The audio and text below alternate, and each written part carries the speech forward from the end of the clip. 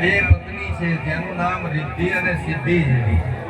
એના બે પુત્રો છે જેનું નામ છે શુભ અને લાભ. આ પાંચનો પરિવાર છે. ભગવાન ગણેશને પ્રાર્થના કરવાની કે આજે આ અમારો આખો પરિવાર દૂર દૂરથી આવેલા બધા મહેમાનો સ્વજનો દ્વારા જ્યારે આવો પ્રસંગ કરીએ છીએ ત્યારે આપના ચરણમાં પ્રાર્થના પૂર્વક નમસ્કાર કરી અને અમારા નવનિર્માણ પામનાર દેવાલયને જ્યાં સુધી પૂર્ણ ન થાય ત્યાં સુધી આપની પૂર્ણ કૃપા રહે એવી પ્રાર્થના કરીએ.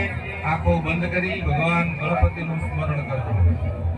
વિઘ્નેશ્વરાય વરદાય સુરપ્રિયાય લંબોદરાય સકલાય જગદ્ધિતાય આય તૃતીયાગ્ન વિભો શ્વેતાય ગૌરી સુતાસ્તે. દરેકે બોલવાનું છે. મોટેથી બોલો. ગણપતયે નમઃ.